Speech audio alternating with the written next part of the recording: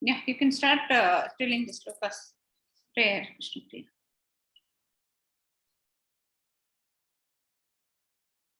Oh, I have to unmute you 1 minute.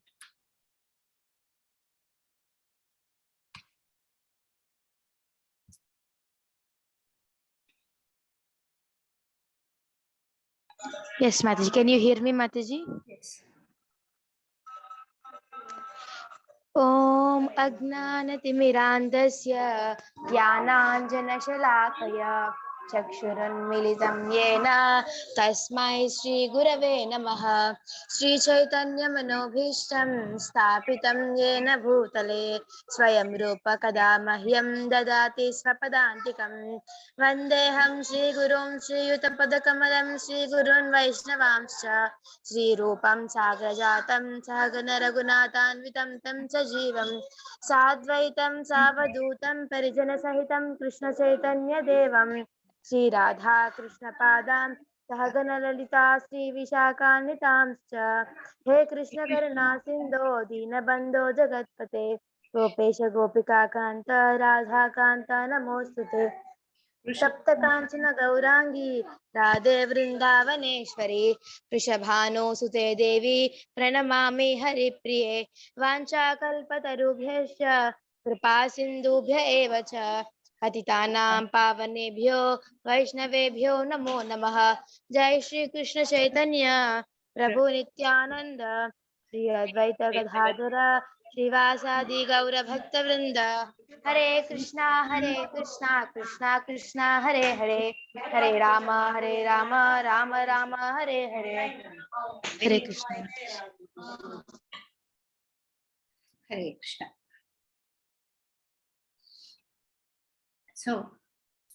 So now we are in chapter 3, Karma Yoga. So I need every week, I need not repeat what we have learned in previous chapters, but in brief, chapter 1 is mostly describing the armies and Arjuna asking all his doubts, saying that he does not want to fight. And in chapter 2, Krishna has given a gist of the total Bhagavad Gita, what all is discussed from chapter 3 to chapter 18. Krishna has told all that in brief to Arjuna. So after that, because it was in brief and people like us can never understand, like us can never understand if it is so brief. Krishna has elaborated Bhagavad Gita from chapter 3 to chapter 18.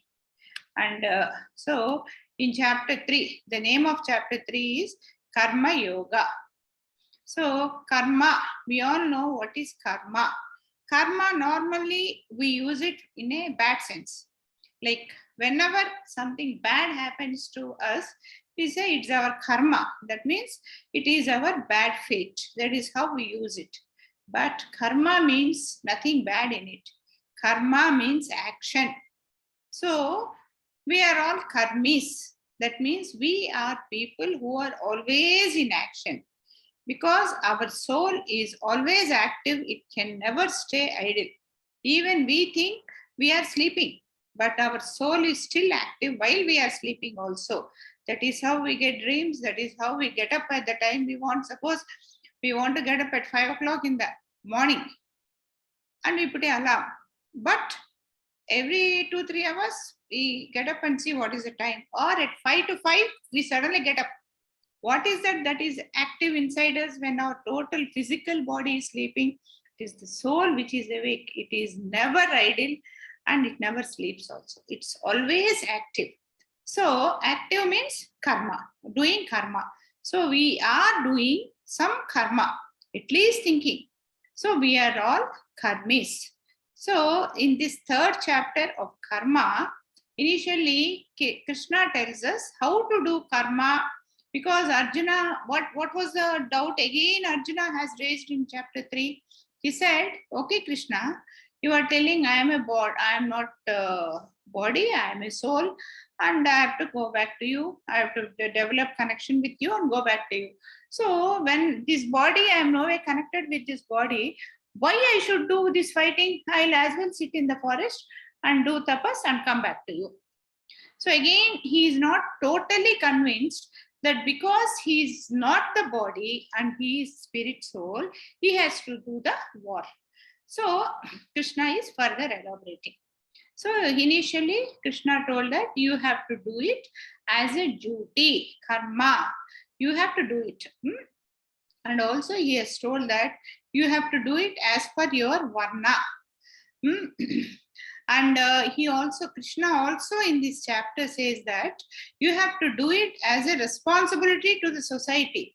What is society? Society is everything around us is society. So we are in a society means we are in many ways connected to the society. We are not single. We are never single. We are always in connection with everything around us. Everything, the neighbors, we are connected. Some people far away, we are connected. We are connected with the total Prakriti, and we are connected with everything. So we have a lot of responsibility towards our society. So we have to do it like that. And chapter 3, 4, 5 Krishna talks more about this. And Krishna also talks about, till now he has talked about Sakama and Sakama karma, Nishkama karma. That means doing it as a duty. That means we normally do, okay, I'm a person, I have to do, I have got a family, I have to take care of this family. It is my responsibility. That way we get attached to the family and do it. That is called Sakama karma. That means we don't do anything bad, we do everything good, but we do it for ourselves. So that is one way of doing it. Nothing wrong in it, but it does not take us anywhere. We keep revolving in this Janma Mrityu Jara Vyadi. In the birth, death cycle, we keep revolving. So the second one is Nishkama karma. That means no desires. We are not attached. We are not doing our responsibilities in this world because we are attached to this. We are doing it as a duty towards Krishna. When we are doing it like that, that means when we run the family also, we have to run it as a responsibility. How we have children, okay, our responsibility should not be like we have to take care of the children to make them grow big, earn a lot of money, earn a lot of dollars, or construct big houses, or become great professionals. When we bring up children, the consciousness in us should be, we are all, even ourselves, our children, all are children of Krishna. So our main desire should be to go back to Krishna. That means when we bring up our children, no doubt it is important to take care of the children in their professional growth. But we should not forget that we should very clearly tell them that you don't belong to this world. We have to go back to Krishna. So that consciousness, it is the basic responsibility of a parent to tell the child that this is what the truth is. Instead of that, what is that we are doing?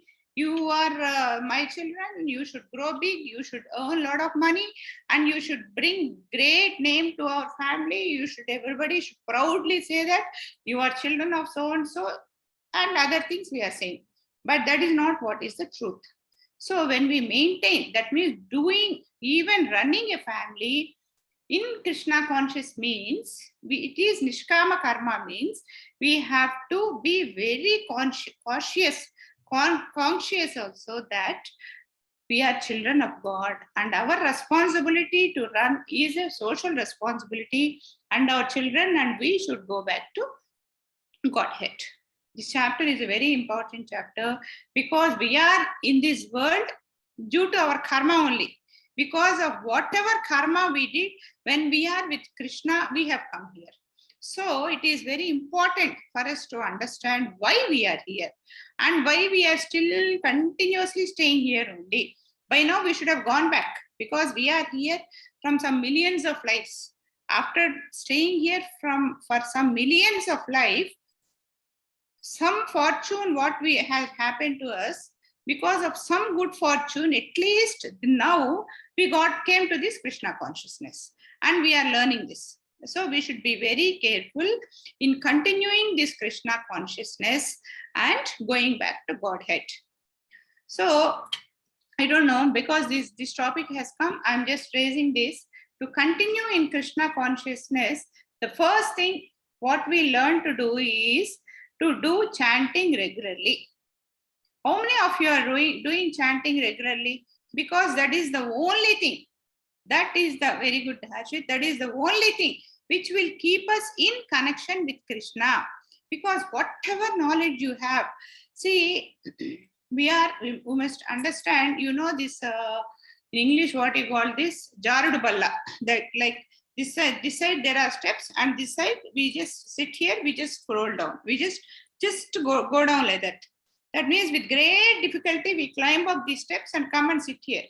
And then the moment we just leave our hands, we just go down like this. So we are always, now we have climbed up these steps and we are sitting here. So the moment we stop doing chanting, we are sitting here. We just scroll down. Because why it is like that is, this Maya, which is all around us, is very powerful. It always tries to take us towards the entertainment, to the, everything around is very attractive other than Krishna consciousness. Everything around is very important other than doing chanting. Everything other than is important rather than attending a Bhagavad Gita class. So that is the effect of Maya. Nothing wrong in anybody. So just to come out of that Maya, it's very important that we are always keep ourselves, our minds in Krishna consciousness. The first way to do is to do chanting.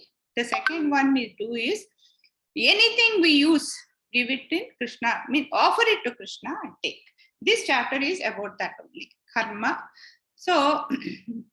So here, as I just now said, so we have to be very careful in understanding this chapter and doing anything in our life. We as human beings, we all have desires, and nothing wrong in having desires, because it's the human tendency to have desires, and we have desires. So while having desires, what are the desires we have is what is very important. Are we having material desires, or are we having spiritual desires? Material desires can be called as lust, and what we should have is spiritual desires. Okay. So karma means, as I told you, karma is doing activity. We can never be free, and we are karmis, and we will always be doing some karma or not. So like as we studied, by doing karma, we can always do bad karmas. It's very natural. While walking on the floor, we stamp on a lot of insects and they die. We naturally get papa. So, but there is no way we can avoid this. So if every step we put is towards our mind going towards Krishna, then all this papam, punyam, everything is taken away by Krishna. Like that means it is not that every step we put, we have to be into saying that Krishna, Krishna, Krishna, Krishna. Our mind, every deed we do should be towards thinking about Krishna. Okay. So right karma is doing our prescribed duties. As I have been telling every week, that is our Vidyut Dharma. So as a Vidyut, what is your Vidyut Dharma? Your Vidyut Dharma is studying. And okay, after that, doing chanting, eating whatever you are eating, offering to God. And the next, as all of you are quite knowledgeable about a minimum Krishna consciousness, you have to talk about this to others. Okay, like the giving is the best thing what anybody can do. And the best thing, whatever we can give to others, is nothing more than Krishna consciousness. Okay. So in this we have Sakama Karma and Yoga and Nishkama Karma Yoga. So Sakama Karma Yoga means yoga, as we know, it is connection. So connecting with Krishna for fulfilling our desires is Sakama Karma, and that is not pure. Whereas connecting ourselves to Krishna for the pleasure of Krishna, if I do this, Okay, now the mango season has come. We buy mangoes. Whenever we see mangoes, immediately water comes into our mouth. What is that we do? We buy mangoes, immediately come home, wash them and eat. But we should first wash them, put them anytime in the afternoon, after coming also. Normally we get the tendency of eating immediately. But okay, eat, nothing wrong.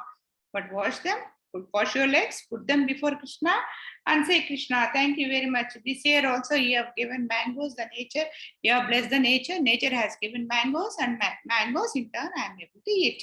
That consciousness, everything we do, first consciousness is thank you, Krishna. Okay? That consciousness is important.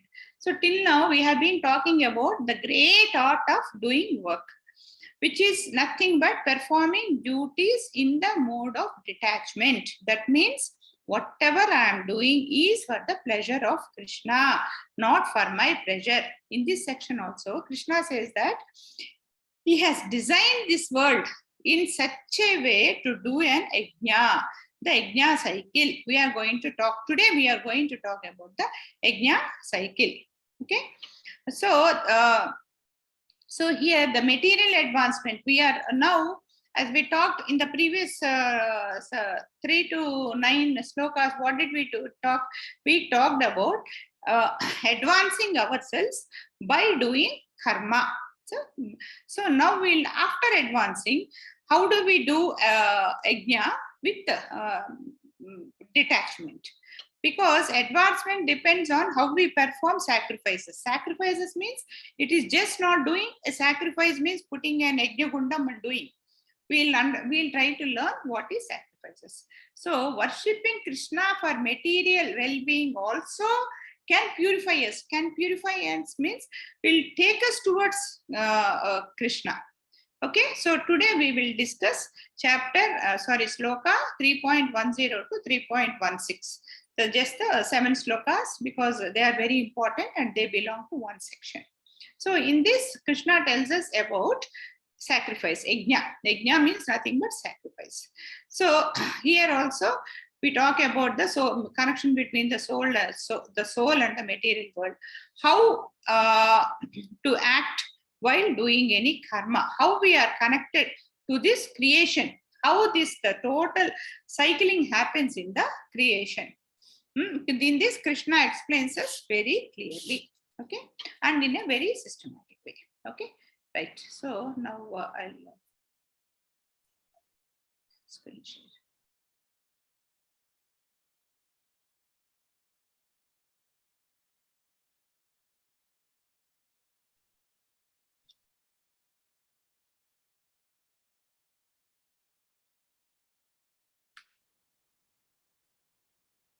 Anybody who wants to read have to keep their video on.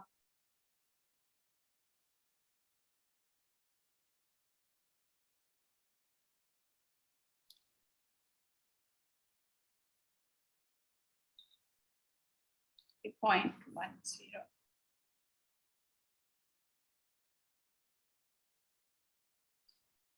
Yeah, and because now we are going to read only 7 slokas. Whoever reads 1 sloka, please don't raise your hand once again.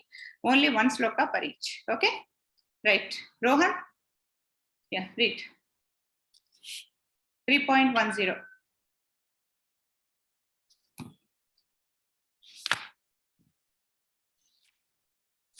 Wait, sorry, Rohan, I am not unmuted. Yes, Rohan, you can. Hare Krishna Mataji. Hare Krishna. Sahayajna praja srishtva purovacha prajapatihi anena prasavishyadvam yeshavyo vostvai kamadukh. Translation. In the beginning of creation, the Lord of all creatures sent forth direct generations of men and demigods, along with sacrifices for Vishnu, and blessed them by saying, "Be so happy from this yajna, sacrifice, because its performance will best bestow upon you everything desirable for living happily and achieving liberation. Okay. Hare Krishna Mataji. Hare Krishna. In the beginning of creation, the Lord of all creators sent forth generations of men and demigods, along with sacrifices for Vishnu, and blessed them by saying, Krishna has blessed them, saying, be thou happy by yajna, because its performance will bestow upon you everything desirable for living happily and achieving liberation. So, what did Krishna say? So, because till now Arjuna has not really understood what Krishna is saying, Krishna is elaborating more. So in this sloka, in this section, Krishna is going to tell us how the total creation is working, how he has designed the total creation. Okay, so what is this creation actually? It is a chance for the living beings to go back to Godhead. Okay. In Bhagavad Gita, it is very clearly said, Vedaishta Sarvairahameva Vedya, which means the Vedic principles are for understanding Krishna. We always say we know Vedas, we have learned Vedas and things like that, we keep saying. But what are these Vedas for? These Vedas are for only understanding Krishna. And also in Vedic hymns also, many times it is said, Patim Visvaswate Swaraha means the Lord of living entities is Supreme Personality of Godhead. And in the Vedas, even though in Vedas ask us to do many yajnas and pray a lot of people, at the end, what does Veda says? Veda says the Supreme Personality of Lord is Krishna. Of all these living beings is Krishna only. And as we have discussed many times, we all know why we are here. Hope you all remember why we are here. Actually, we are not born. That means our soul was not created by Krishna to come and enjoy this material world or suffer in this material world. Because Krishna is always a very self-satisfied man, happy man, but he wanted a lot of companionship, lot of company around him. He created all of us. And as all of you know, we are part and parcel of Krishna. That means he is our father and we are his children. When I say he is our father and we are his children, and there is, I'm diverting slightly from the main topic. There is a small thing what many people say is that by doing punyam or by doing good deeds, I want to go and merge in Krishna. But we have to be at least those who study Bhagavad Gita should be very clear on this point. See, we have parents, okay? And all of us know we have come from the parents, okay? And by coming from the parents, we get all the qualities of parents. We earn all their properties become us, their features become us, and everything is ours. But is there any way we can go back and merge in our parents? Can we ever merge in our parents? We can never merge in our parents. One separated is separated. So like that, Krishna has created us. But only thing what we can do with our parents is, rather than separating out from our parents, we can always stay with our parents and be happy. Actually, that's what even our parents expect, that only, that they want us to grow big and become very successful in life. But when will they be happy? They will be happy only when a parent is with the children and see their growth, their happiness, and they always think the children's happiness is our happiness. That way, a parent will be happy only when the children are with the parents, not when they are separated. Similarly, Krishna also wanted us to be with him only and always be happy. But what is that we do? We never understand this kind of thing. What is that we do in our life? We always think, Abba, we are always with parents and they are always controlling us. And we have to be always big. Now that we have grown big, why we should be with our parents? Let me be independent. I will be independent. I will stay in my own house and I'll be independent. I can sleep whenever I want. I can get up whenever I want. I can eat whatever I do. I can study. I can earn. I can enjoy all my earnings.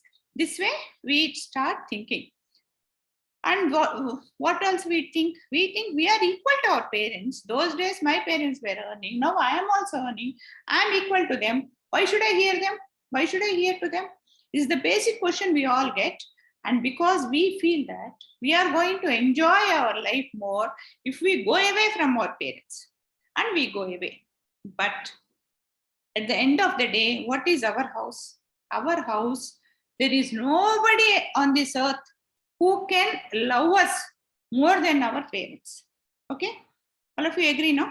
So similarly, there is nobody than Krishna who can give us the most comfort. Wherever you go around, the best comfort is we get with our parents only.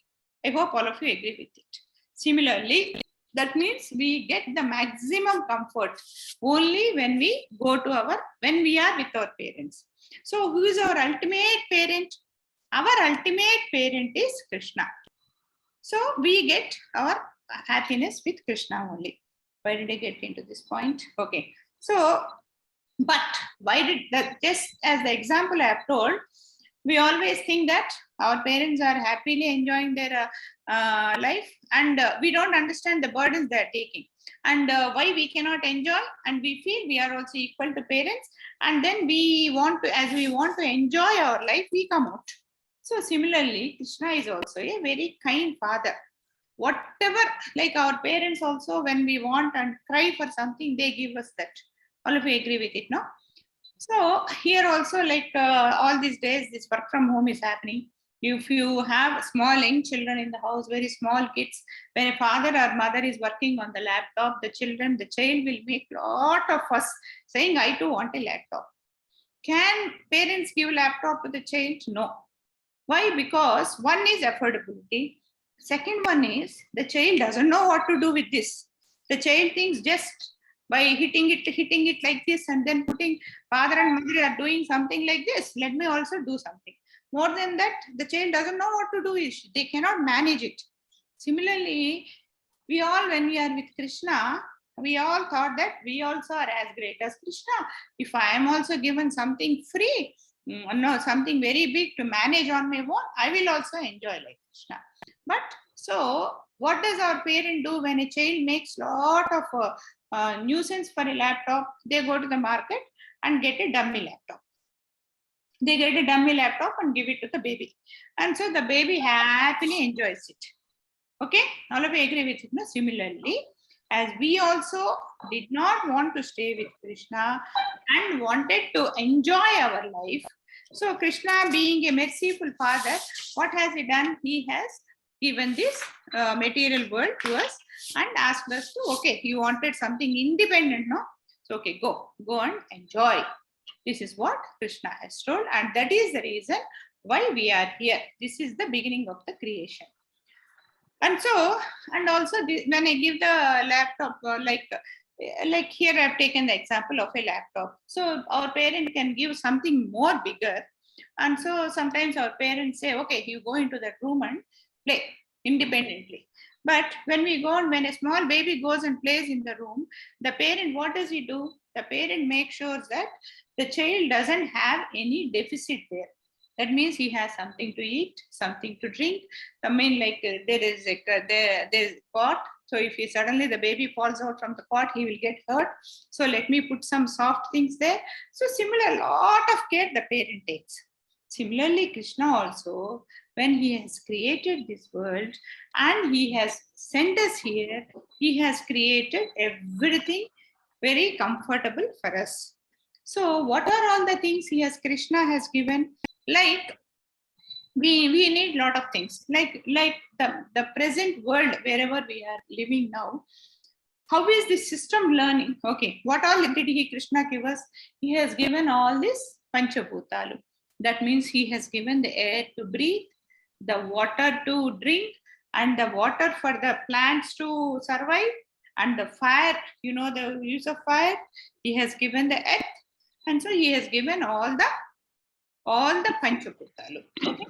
And there should be a connection between everything around us and ourselves. That means we should never be left alone. We should always have a connection with our thing. That means everything should go in a systematic way. It should not be like always take. We should understand one thing, that nothing in this world is free, including parents' love.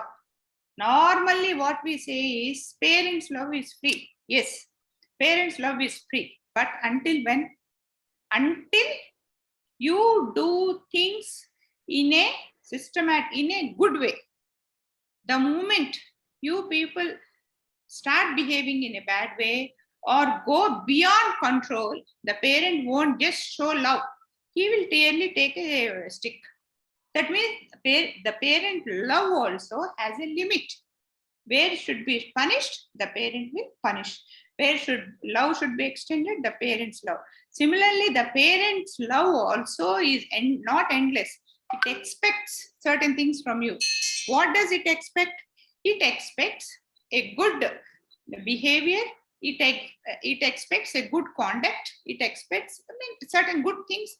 The parents' love expect. Similarly, God also expects certain things. That is, so here what does God expect? So nothing should be free. Why nothing should be free? Because if everything is free, it becomes valueless. Right? Anything, it keeps on coming to you. Suppose you like gulab jamun. Your mom prepares gulab jamun. You eat 1, 2, 3, 4, 5, 6, you eat, you enjoy. I mean, the first 2, 3 are very tasty. After that, it is not tasty. Okay, I like it, I will eat. I like it, I will eat. After 6, how can I eat? Even though I like, how can I eat more gulab jamuns? You will never like it. So for everything, there is a limit. So when will that enjoyment come? Only when there is a limit. That means if gulab jams are always there on your dining table for 1 month, you will never eat gulab jam. So only that gulab jam comes once in a way on a festival day, or when you get first in the class or something like that, then the gulab jam has some value in it. Otherwise, it has no value. So here in this sloka, Krishna talks about, what does Krishna talk? Here, the beginning of the creation, the Lord of all creators sent forth generations of men and demigods along with sacrifices for Vishnu. So what did he give? He gave men, that means the living beings. It is men means not just the men, the living beings, and the demigods. Demigods means in Telugu we call them Devatalu, along with sacrifices for Vishnu. Vishnu is the creator. And then he blesses us. So here, what is that we have understood? So our Father Krishna has sent us here by giving lot of things and the demigods. And what is the responsibility of these demigods? These demigods have got a responsibility for taking care of one action, whatever is being done around us. So so what is the connection here? To understand the connection here, we have to understand one thing.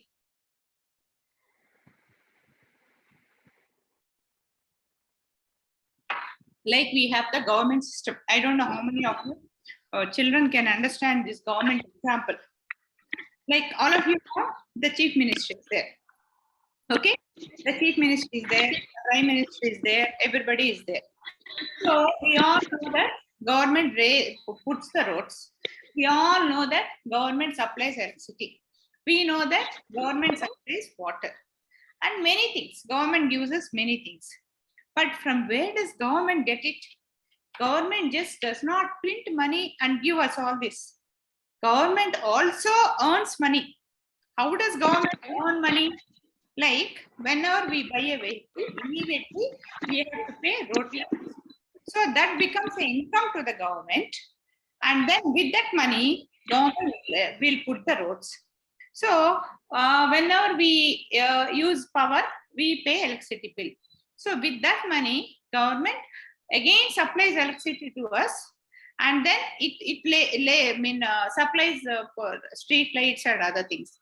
So similarly, anything that we use, the government has to get income for us. So this is a cycle. That means we pay taxes to the government, and in turn government uses the facilities. So similarly, when we start enjoying the facilities given by Krishna, in turn we have to pay taxes. We have to pay the tax to Krishna. That means Krishna does not take tax directly. Like the CM is there, we don't pay tax to KCR. To whom do we pay tax? We pay tax to road department, electricity taxes to electricity department, water to water. So that way we pay taxes to. We can eat bubble gums later. Just listen to my class, Dikshit. Okay. So we pay taxes to the department. That means the day I don't pay my electricity charges, my electricity connection is cut. Okay, so that way, to whomever we pay tax, that facility will be given. So similarly, we are enjoying in this world, we are enjoying air, we are enjoying water, we are enjoying fire, and all these things we are enjoying. So how do we pay the tax? We have to do yajnas. Yajnas, what do we put? We put ghee, we put navadhanyalu, that means all the grains, we put flowers, we put fruits, we put clothes, and we fire them and then offer them to God. In turn, where does this go? These sacrifices go back to God.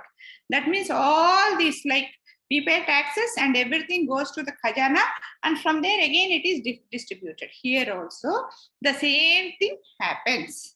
So when we do yajnas, all these devatas, they are very happy. They become happy, and when they are happy, they do their duties perfectly. That means when we do yajnas, we offer everything to Agni Deva.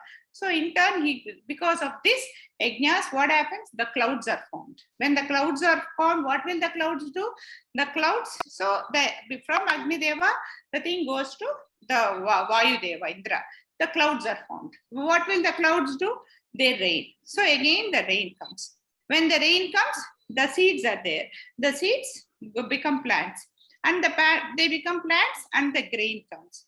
And the grain comes, we get the grain and offer them to Krishna. When we offer them to Krishna, again the devatas and Krishna are happy. So that way the cycle should keep going. When the plants grow, the air is purified. That way all this goes in a cycle. So this cycle should be repeated. But it doesn't mean that only these yajnas will make happy. But suppose all the people in the world keep doing yajnas and nothing else, what will happen? Who will do the farming? Where will all the products come to yajna? So that is where again the varnasrama has come into force. Okay. So here I'll tell you varnasramas also. So here, what is that? Because of this varnasramas, we have to do our sacrifice as per our yajna. What is our yajna? The yajna of a student is to study. The yajna of a Brahmin is to the physical yajna. The yajna of a Kshatriya is to do war. The yajna of a Vaisya is to do farming. The yajna of a Sudra is to work. So what is the yajna of Arjuna? He has to fight. So here he is telling, you have to do your yajnas. Okay? 3.13. Okay, Vishnu Priya. Yes, Devan bhavayatanena te deva bhavayantu vaha parasparam bhavayantaha shreyah param avapsyata. Translation: the demigods, being pleased by sacrifices, will also please you, and thus by cooperation between men and demigods, prosperity will regain for all. prosperity will regain for all. The demigods being pleased by sacrifices will also please you. That means the demigods, when we do yajnas, as I have already told, yajnas, what will happen? The fire will come, the clouds will come, and rain will come in the right time. Now, and thus the cooperation between men and demigods, prosperity will regain for all. That means it will be beneficial for all. Even though Brahmanas do the yajna, the benefit is coming for the farmers. So that way, it's a prosperity for everybody. So as we have already discussed, if gods are happy, they will go ahead with so by creating this God, how did this God, Krishna has created this hierarchy. So God has created devas, humans, animals, and various arrangements for all these to live together. Why he has done this, Krishna will explain all that. When all these demigods are happy, we will get facilities timely and sufficiently. So that is the reason, actually, those days when they say that, we always say Ramarajam is a very prosperous kingdom. See, what I heard in Ramarajam is that it seems every month it used to rain thrice, just thrice every month. And also it never used to rain, mostly not in the daytime. It used to rain in the night, because daytime work should not be get disturbed and sun should do its duty. So things were so systematic. That is what was meant by Ramarajam. So systematic. Even the rains should come when they should come. But now what is happening? In the rainy seasons, rain never comes. Sometimes rains comes. Whenever they come, there is a cyclone. There is just not a rain, just a cyclone. And too much of heavy rain. When there is too much of heavy rain, like once in 3 months, if it rains, what happens? The land is normally wet, and the water is sunk into the earth. So the groundwater level increases. But when there is heavy rain, what happens? That cannot absorb all the water at one time. So the groundwater level does not increase. What will happen? All this water will go off into the canals, from the canals into the river, and from the river into the ocean. So the rainwater which comes, it will also be wasted. So even though it rains, it's a waste. So it doesn't happen the way it should happen. We are not even taking care of cows, which can give us a lot of health. So here what is happening now? Too much of population has come and too much of greed has come. So actually we should not, it is only the responsibility of the government to preserve things, not our responsibility. But what are we doing? We are preserving things which is enough, which will be sufficient for our generations. So what is happening? All the richness is going to some families, and the other families are becoming poor. So that imbalance is coming very badly.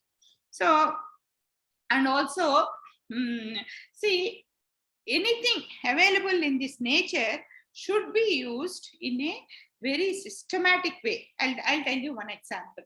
Nothing should be taken by force from the plants. Like, not from plants, from the nature. Like, we want all of us water. In olden days, how they were taking water? Either they were living next to rivers, next to lakes, next to canals, and getting water from there, or they used to have wells in the villages. So when there is a well in the village, what happens? All of you know what is a well, no? All of you know what is a well, no? So the water naturally flows into the well, and we pump water from there. But now what are we doing? Because we are putting bore wells into the earth. And how does the water come from the bore well? We put a pump there and drag water by force. And also, how far are we going? We are not, like, a well will have hardly 100 feet depth, a natural flow. But now we are going into 500 feet, 800 feet, 1000 feet depth. And that means what are we doing? We are disturbing the, in different layers, there will be different systematic way of arrangement. We are disturbing all that, and by force, we are pulling out water from the earth. Everything, all the resources, like the natural trees, we are cutting them off. No oxygen, no water, no clouds, no rains. So in the ground also we are pulling water by force. So this way we are not living a natural life. We are thinking we are advancing and going ahead very far, but we are spoiling the systematic cycle which God has given. So, and now here we are talking about the demigods. Now we have to understand who these demigods are. And as I told you, demigods means Devatalu. Devatalu are also living creatures only like us. Why some people become Devatalu and why some people become humans? The way we talked about human beings, like if we are fortunate like this, we have done lot of punyam in our previous life. So we are fortunate. We are leading a very comfortable life. We have good house, good clothing. We have laptops. We have iPhones to attend all this. We have good schools, good education. We have everything. And some people were bad karma, so they don't have. Okay. Similarly, some people, some living beings have done much more karma, positive karma, but with desire. What kind of desire? That I should have control on this. So that kind of people, when they have lot of good karma and they have desires, they become Devatalu. And then they becomes a media between Krishna and us. So there are various categories of people. One who wants control on the material things and also serve God. So they are Devatalu and they have lot of punyam accumulated. That means because of their punyam, they get into Devata's life and they live for thousands of years and they have connection with Krishna and they complete this cycle. That means they take sacrifices from them, in turn give it to Krishna. So they serve Krishna. They have that serving mentality. They are none other but demigods. So they get control of the Panchbhutalu and they serve Krishna. But they have to do it with 100% service consciousness that they are serving Krishna. That example we know. Like we studied this Govardhana Leela, where Indra is in charge of all this. And when everybody were serving Krishna, and Indra knows that Krishna is the final God, but still he wanted to punish that Vrindavanavasi, saying that you have to serve me only and not Krishna. And then he tried to punish the Vrindavanavasis with thunders and heavy rain. So Krishna taught him a lesson. Similarly, Krishna does not spare even Devatas. Even Devatas have to be on their foot and have to be very alert. So that's one. So next sloka. Vishnupriya, you have read it now? Put down your hand. Yeah. So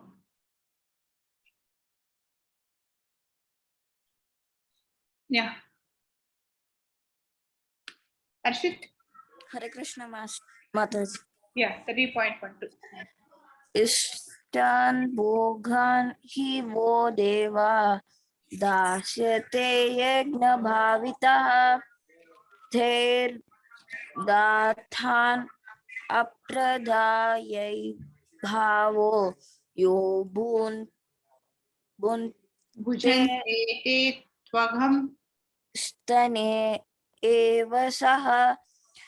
Translation: in charge of the various necessities of life, the demigods, being satisfied by the performance of yajna sacrifice, will supply all necessities to you, but he who enjoys such gifts without offering them to demigods in return is certainly a thief. Thief. So, in charge of all various necessities of life, that means every demigod is in charge of one of the life of ourselves. That means one, like we know, we have 33 crores of devatas. Each one is in charge of one something on this earth. Like we just close our eyes like this, our eyelids. One, I understand, one devata is in charge of that. If that devata gets angry, our eyes, these things will get affected. So that way, each devata is in charge of one. and being satisfied by the performance of yajna, the sacrifices we do, they will supply all necessity to you. That means if we are getting all this, it is that they are satisfied with this, either now or with the previous karma, what we have earned before. But he who enjoys such gifts without offering them to the demigods will in turn is certainly a thief. Be very clear. If whatever we are enjoying, if you don't offer them to God back, say that, Krishna, thank you very much. This is all because of you. We don't do this and start enjoying, we are thieves. Why? Because I think this example I have told you, even there is some money in your pocket, father's pocket, you cannot take it out without taking your money. You cannot say that my father's mind is money only. What is the difference? Okay. And then just take it off and spend. Your father won't agree. Forget about your father, even your mother and father are there also. If your mother takes some money from the father's pocket for some your house needs only, what she does, she just doesn't take the money and keep silent. He tells your father, because I have this expenditure, I have taken this 100 rupees from your pocket. So there what happens, your father knows that your mother has taken this money. Even if she doesn't tell also, he may not have any objection. But he tomorrow will think, what happened to the money in my bank purse? So that kind of confusion won't come. That means whenever we take something from somewhere, it is our minimum courtesy to inform back. Okay? To inform back. So if we do that, if we take anything without saying back that, thank you, I have not taken it, we become thieves. So what here, because we are innocent because we never think that we have to thank somebody for our air. We never think that we have to thank somebody for the rain. We think they are all naturally coming.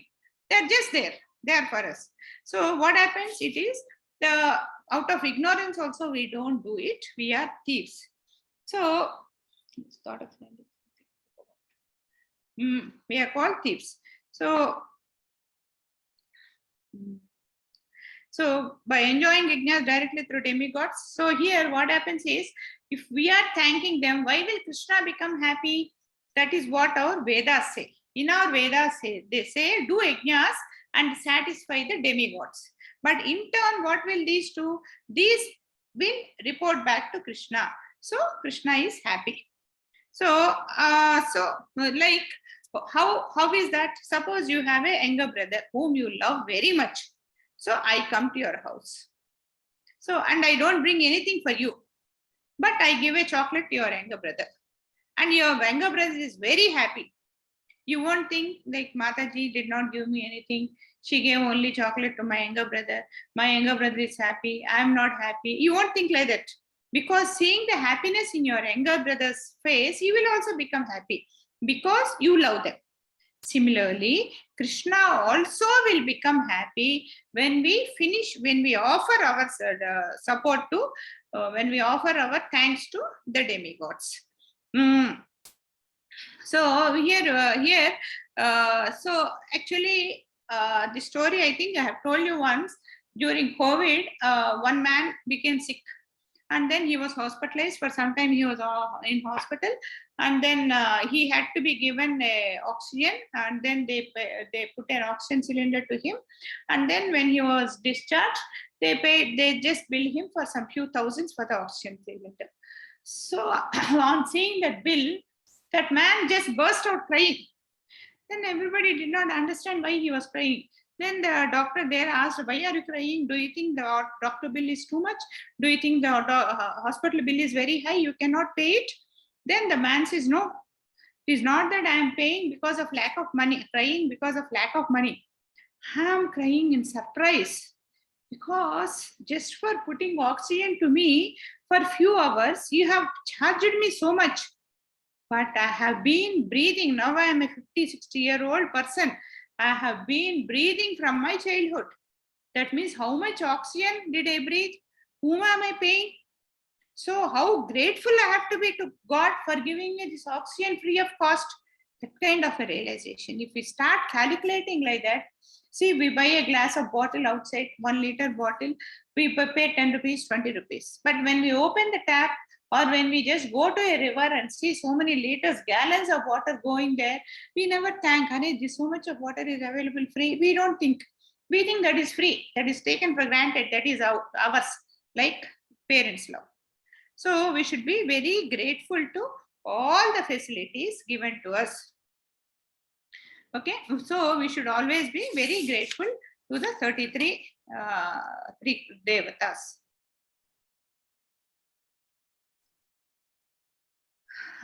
Siri, will you read?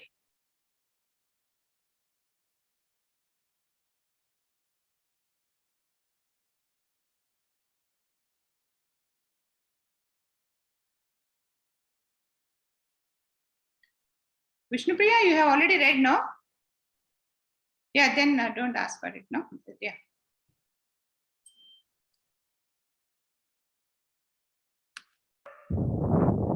Hare Krishna Mataji. Hare Krishna. Yajnashishtasina shanto muchyate sarva kilbisaihi bhunjate te tva gampapa ye pachantyatmakaranat. Translation. The devotees of the Lord are released from all kinds of sins because they eat food which is offered first for sacrifice.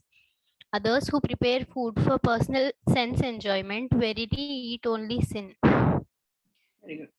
The devotees of the Lord are released from all kinds of sins because they eat food which is offered first for sacrifice. Others who prepare food for personal sense enjoyment verily eat only sin. Like in the last sloka we said, if you start utilizing all the benefits without saying thanks to God, we become thieves. Now he is very clearly saying that you are eating sin, you are eating papam.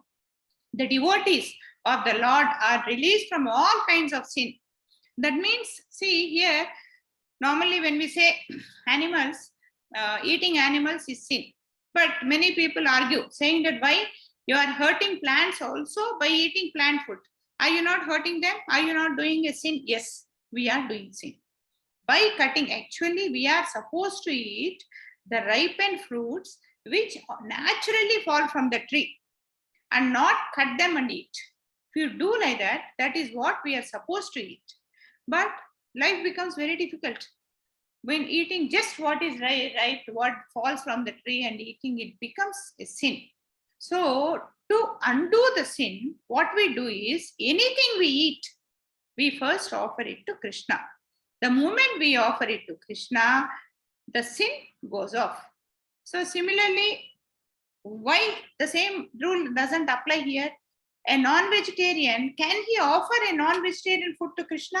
He cannot offer, because within his hearts and hearts, he knows that what he is doing is a sin. Because they eat food they eat or not something which is not offered to Krishna. Others who prepared food for their personal sense enjoyment verily eat only sin. Okay. So here, as I told you, anything we eat, we have to offer it to Krishna. I hope all of you are doing this. The way you are doing chanting also, please offer whatever food you are eating, please offer it to Krishna. At least if you cannot offer, because your children, you encourage your mother to offer it to Krishna. It's very simple. Whatever is cooked in the house, that way I told you, get mangoes on the market. The first mango, you put it in front of Krishna and say, thank you, Krishna. The first day, not every time. If you can put nothing like it. On a festival day, you wear a new cloth, just put it before Krishna and say, thank you, Krishna. Or food, the moment food is prepared, just keep a separate plate for Krishna. All the things, whatever are cooked that day, just put them in a plate, offer them to Krishna, and then put it before Krishna and say, Hare Krishna, Krishna Krishna, Hare Hare, Hare Rama, Rama Rama, Hare Hare. And say that 3 times or 5 times, and then bring that food back, mix it with the other food. Then the prasadam, if you mix it with the main food, the total food becomes prasadam. and then you can eat it. That means then you are eating prasadam. Then there is no sin. Or otherwise also, when we go out, there are many times when we don't eat prasadam. What I do is, first thing what I take is, the first thing I just put it like this and say, thank you, Krishna. Thank you for giving me food for this. And then just put it on the ice and eat. That also, this to some extent, it is okay. That way we have to do. So here we are, by offering to Krishna, here what are we doing? We are offering to the highest authority. Like we are bypassing, being a devotee, we are bypassing the devatas. But here, devatas should not get angry, because if devatas get angry, the best example we have is, this now I have told you, no, what is that? That mountain. Yeah. What is it? I lost the word. Govardhan Lila. Just the way Krishna got angry when all the Vrindavan Vasis prayed Govardhan Giri and then did not offer him. So that way Krishna will protect us if we don't do these yajnas, bypass the devatas. But we should be 100% conscious that we should keep thanking Krishna for everything we use. That way we can always bypass Krishna. How is it possible? Suppose there is an office. There is a file which we have to move. So instead of going step by step to every table and then telling every person, please clear my file, please clear my file, and then getting it cleared, suppose you know the top boss. You know the top boss, and the top boss takes your file and then corrects everything and say, okay, this is correct. Let's clear this file. What happens? All the people below him will simply clear the file. So that way we are offering everything to Krishna, or to even the yajnas. By doing yajnas also, the advantage is, here I am never saying that don't do yajnas and always only pray Krishna. It is our consciousness. Suppose we develop consciousness that Krishna is the ultimate consciousness and pray to Krishna, fine, pray to Krishna. And if it is not like that, and if we want to go the process of yajna, what happens is, it is a step-by-step improvement of our yajnas. So that way, what happens, like, suppose take the example of non-vegetarian. So certain people say on Saturday, I don't take non-veg. Why? Because that day is for Lord Venkateshwara. Fine. If it is for Lord Venkateshwara, why are you not eating on Saturday? Because that is something wrong which Lord Venkateshwara does not like. Fine. That means, can you do something wrong what Lord Venkateshwara does not like on other days? That's also wrong, no? Suppose your father is there. Your father doesn't like you to watch TV. Is it correct to watch TV when your father is in the house, not watch the TV when your father is in the house, and the moment he goes out, watch the TV? It is like that. So it is just like that. Not eating on certain times. Today I have done puja, I won't eat. Why? Because in your heart, you know what you're doing is wrong. So that way, but it's okay. That also is accepted, because that consciousness is there in them, which will slowly develop in them. And one day they will also, maybe one day means not in this life, but in some other life, they will become Krishna consciousness. Okay, that way they will become. So slowly, that is also one way of doing bhakti.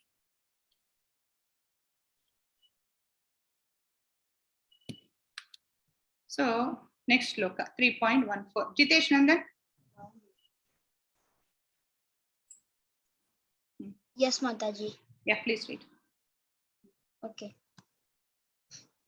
Annad bhavanti bhutani parijanyadana sambhavaha yajnyan bhavanti parijanyo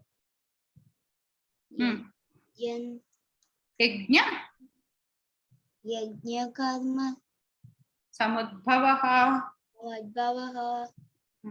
Translation: all living bodies subside on food grains which are produced from rain. Grains are produced by performing a yajna, sacrifice. And yajna is born of prescribed duties. Yeah, very good. So, yeah, Sarvam Hare Krishnarpanam. Hare Sarvam Krishnarpanam. Very good. That consciousness be there. Anything we do is for Krishna. Okay. All living bodies subsist on food, you all living on food grains. So everybody has to eat food grains. Something or other we have to eat. If not directly food, we might eat rice. Something might live, an animal might eat something which in turn eats food grains, which are produced from grains. From where does the grains come? They come from the rains.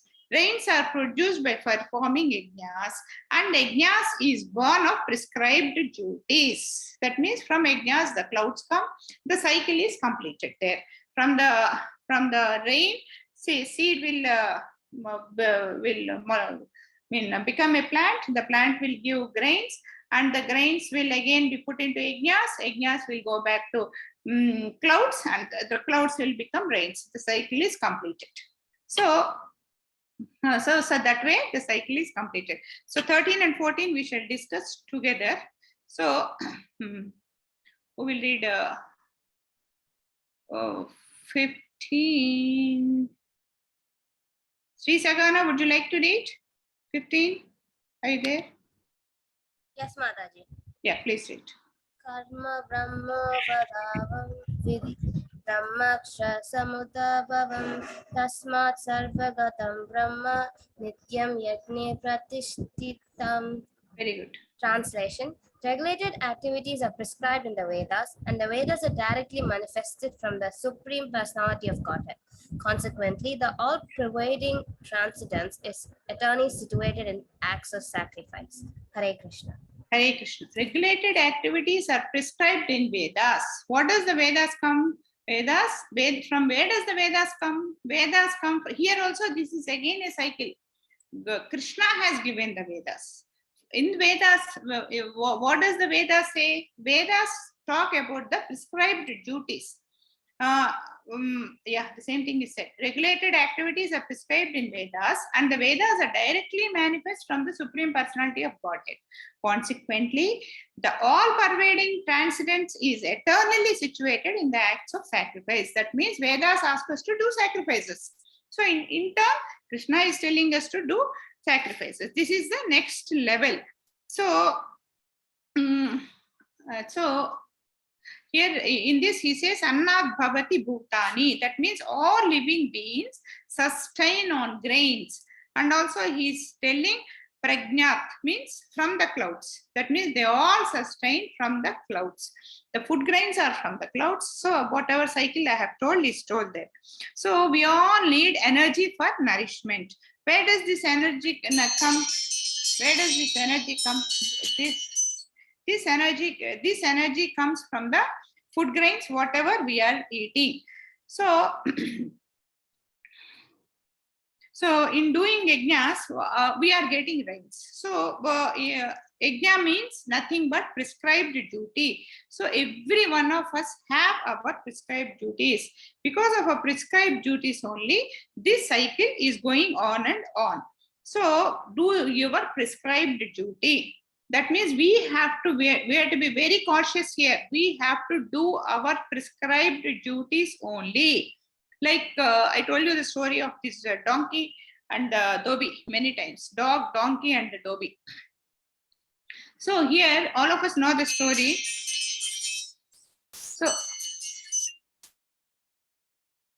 So all of us know this story. This story is like a dhobi has a donkey and a dog. So the dog, unfortunately here normal dogs are very loyal, but the dog is a very lazy dog, and the dhobi and the donkey is a very loyal one. So one night that one thief has come to the dhobi's house, and when the thief has come, it is the responsibility of the dog to bark. But the dog was feeling so lazy, it was lying down. And so the donkey was like feeling very bad. What is this I'm doing?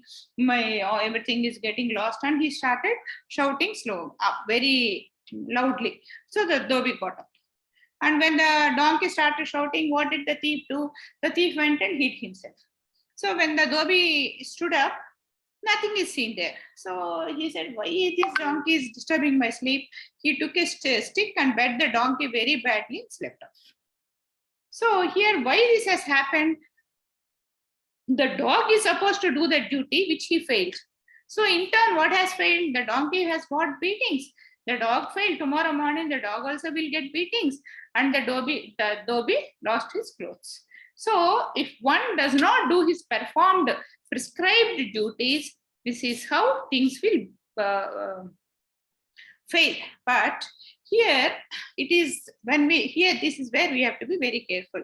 The Varna system. So as per Varna, what we say, a Brahmin has to do teaching, he has to do yajnas, whereas a Kshatriya has to do safeguarding of the town, and then Vaisya has to do farming, and the Sudra has to do. But we are very clearly told till now that our Varna is not based on our birth. It is based on our character or the mindset. A Brahmin, suppose a Brahmin, somehow his mindset is for fighting. He wants to become a Kshatriya. He can become a Kshatriya, no problem. But it just cannot be overnight. It has to be a gradual process. Like that is what Arjuna wanted to do. What did Arjuna wanted to do? He wanted to, suddenly he was a very great Kshatriya, but he suddenly wanted to become a Brahmin. But that kind of a transformation will not stick because his mindset, his tendency, and his every blood, every nerve in the body wants him to be very ferocious. So that way, because of certain seeing that I'm going to kill all this, my relatives and all, everybody will die, this kind of a sudden thought in his mind, he wanted to become a Brahmin. But that kind of a change will not sustain for long. But when it gradually comes, like as we discussed earlier, in olden days, every child at the age of 5 or 7, till 5 years or 7 years, they were not given any education. After that, they were sent to the gurus. And when they go to the guru doesn't like the way we are put into class 1, everybody into class 1, he never used to put them. He used to watch them for some time, quite some time. And then he assesses their qualities. Does this fellow has the Brahmin quality, Kshatriya quality, or Sudra quality? What kind of a quality he has got? He assesses. He puts indirect tests, lot of things, and then assesses and trains him in that. Like in Kshatriyas also, he trains him in various things. Like see, Bhima was taught in Gada Yuddham. Arjuna was taught in putting bow and arrow. Like that, every Kshatriya also is taught differently. So that way they'll be taught. So whatever birth we take, we can definitely upgrade ourselves to a different Varna based on our caste, on our mindset, on our character. Okay, so like that, the best examples for this is Viswamitra was a Kshatriya but became a Brahmin. Viswamitra was a great king, but for his own reason, after ruling the country sometime, he wanted to do yajnam, tapassu. So he slowly, gradually gave up and became a Brahmin. But the quality of a Kshatriya did not die in him. So 2 times he fails. When some Menaka and other beautiful, when he was doing tapas in a very great, doing penance in a very ferocious manner, Indra got afraid and then he sent Menaka and other beautiful ladies, and then he loses his tapas. So the Kshatriya quality in him still sustains somewhere, and so he loses. But still he gradually changed it to Viswamitra. Similarly, Parasurama was a Brahmin but became a Kshatriya. I talked about Parashurama's story to you previously. Like Parashurama was a proper Brahmin, but because of certain family problems, his mother will be cheated by somebody. So his father wanted to kill his own sons, kill his wife by his own sons. So there are 4 brothers. All the 4 doesn't agree. The youngest one, Parasrama, he agrees. He says, okay, I'll kill my mother, and he kills his mother on his father's word. And then father will be so pleased and said, oh, you are such a dear son. What do you want? Then he says, oh, the father, please bless me and give me my mother back. That way he gets his mother back. So that way, and then after it, he gets angry because of the Kshatriya fellow. My mother got all these problems. So I want to kill all the Kshatriyas in the world, and he becomes a warrior. So that way he naturally upgrades himself to a, not upgrade, changes himself to a Kshatriya. So to attain, so by getting knowledge, like this, getting Krishna conscious, we might have been in a Tamoguna, but slowly we can upgrade and come to Rajo and come to Sattva-guna. So that way we can always upgrade. The moment we really become a Krishna conscious person, we become more than Brahmin, like that is a Vaishnava. So when we become a real Brahmin, Krishna conscious person, we become a Vaishnava. So this is the gradual change that should come by getting into Krishna's consciousness. Like another example is like we women, lot of women now these days are taking up work, but we can take up work, no problem. But we should be so careful that our basic responsibility in the family is to bring up the children as a responsible citizens and the Krishna conscious children. So by doing that, her priority should be to that. And then later she can do whatever she likes. So that way our basic responsibility, we have to be very clear of changing our basic responsibility. Okay, the last sloka. Who will read? Dikshit, you have not read now? You have not read now? Hare Krishna Mataji. You have not read now? Was it your brother or yourself who read? Okay, anyway. My brother Mataji. Yeah, read. Evam pravartitam chakram nanu vartayati yah adhayur indriya ramo mogham pata sajivati. Translation, my dear Arjuna, one who does not follow in human life the cycle of as thus established by the Vedas certainly leads a life full of sin, even only for satisfaction of the senses. Such a person lives in vain. Hare Krishna Mataji. Hare Krishna. So, my dear Arjuna, one who does not follow in human life the cycle of sacrifice thus establishes by the Vedas certainly leads a life full of sin. That means if we are not following this cycle, we are doing only sin, living only for self-satisfaction of senses. Such a person lives in vain. That means his life is a waste. As we have many times talked, Durlabham Manusha Janma. So when we got this life, which is very precious, a very rare opportunity, what we got now, we have to be very careful that we are going to make use of this life. That means we have to do our cycle of sacrifice and live a useful life and then not waste our life. This is today's section from 10 to 16. And now from 3.17 to 3.5 is a very long section. So that we will have it next week.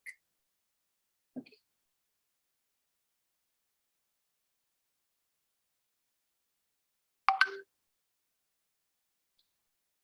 Hare Krishna. So any doubts?